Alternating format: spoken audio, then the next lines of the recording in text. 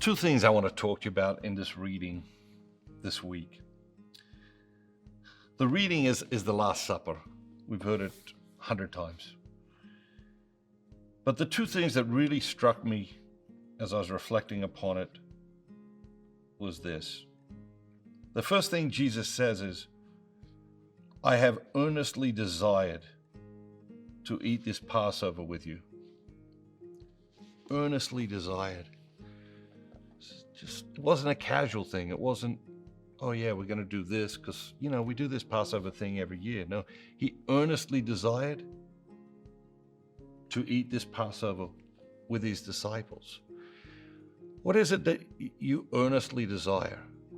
What is that you earnestly desire? We have lots of shallow, superficial desires, but what are the good things? What are the great things? What is the truth, the beauty, the goodness, the justice, the nobility that you earnestly desire? And how do you get reconnected with that earnest desire for these good things, for these great things? And how do you give them a place in your life so that in the moments throughout the day, you can be aware of, oh, I earnestly desire that. And my earnest desire for that is so much more important and greater than my shallow, superficial desires for all these thousands of other little things. Jesus earnestly desired to be with them for that Passover. And he earnestly desires to be with you and me. And do we understand? And do we believe? Do we accept that Jesus earnestly desires to spend time with us? That was the first thing that struck me in this reading. And when I'm looking at these readings, I'm often trying to think, okay, what is the thing here that I've missed before, that I haven't seen before, that I was not aware of, I was unconscious about? Especially the readings that are so much a part of our lives and that we have heard or read many, many times. The second thing that jumped out at me here was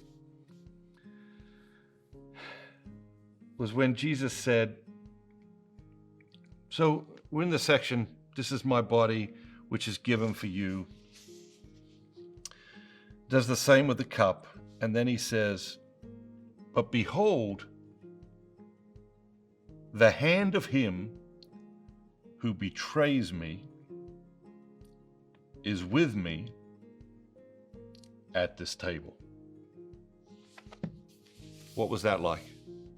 Like you think about Jesus and the disciples sitting around the table, and Jesus says, oh, and by the way, the guy who's going to betray me unto death is sitting here at the table. What was that like? And when you think about it, it must have been an astounding moment. But we read through these lines with little awareness, with little consciousness. We just read straight through that because we don't put ourselves there. We don't consider the circumstances. We don't consider the people as real people, as real human beings. And we do that in our own lives as well. Things will happen and we don't really treat people like people, because we're in a rush to do something else or rush to think about something else. But Jesus sits there and he says, but behold, the hand of him who will betray me is with me at this table. You can just imagine what the disciples thought. They started looking at each other, start questioning each other, doubting each other, wondering who it is. All of that's natural. All of that's human.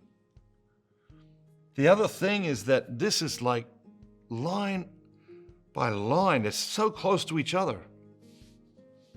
So in one line, you've got Jesus saying, this is my body, which is given for you. Okay, so the church tells us that the Eucharist is the source and the summit of the Christian life. Okay, so this one line, it's like the source and the summit of the Christian life. This is my body, which is given for you. And then two lines later, but behold, the hand of him who betrays me is at this table with me. It's a good lesson for us about life. We have amazing experiences in life. And what we don't realize is that very difficult experiences, some of the hardest experiences of our lives, can be close on the heels of some of the best experiences in our lives. And yet, the other thing we've realized here is that Jesus has given them the solution to the problem. He said, "This is my body, it's given for you. It will nourish you, it will nourish all forever." And then, of course, yes, the betrayer is here. But I've given you the solution. I've given you the food, the nourishment that you need to press on and live the life that you're called to.